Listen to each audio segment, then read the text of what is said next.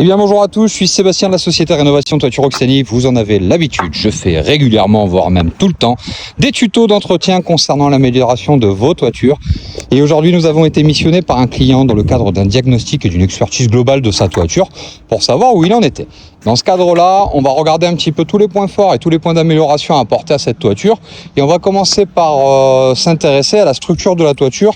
Structure de base, on doit être sur une maison qui doit être à peu près des années 60, je pense, compte tenu et au vu de la tuile qui a été utilisée.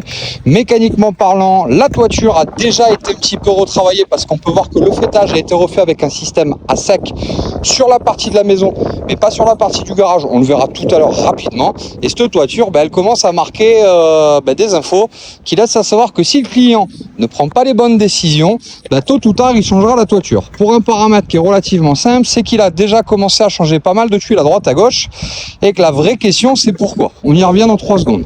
On a une toiture qui, est mitoyenne par le garage. On peut voir que on a un bout de fêtage qui a déjà été cassé.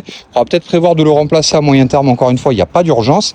Mais là, sur la partie toiture, on est sur une toiture qui est quand même sacrément malade. Je m'en explique.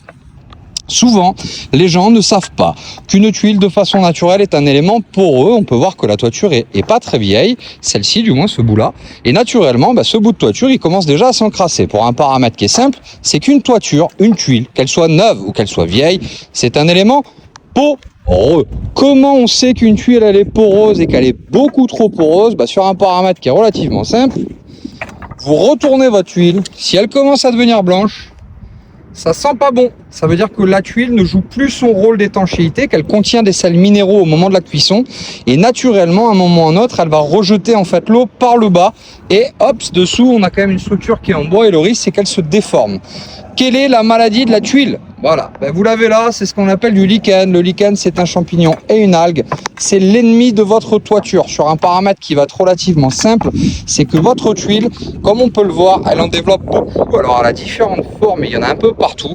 Et le sporique va avoir une particularité à la différence de la mousse, c'est que le champignon, il rentre dans la tuile, il crée des autoroutes pour la flotte, et ma tuile, elle stocke beaucoup trop d'eau. Et à un moment ou à un autre, on a une déformation par le biais soit d'une casse nette, soit le biais d'un effeuillage. Par ce biais-là, il faut nettoyer la toiture et derrière la traiter. Sur les méthodologies de traitement, on oublie complètement les produits chimiques. À 99,9%, ce sont des phytos ou des biocides, javel, chlore, soude, potasse, Pierre, Paul, Jacques, on s'en fiche un petit peu, mais à 99%, ce sont des produits qui sont pas très propres. Ils sont interdits dans le réseau pluvial.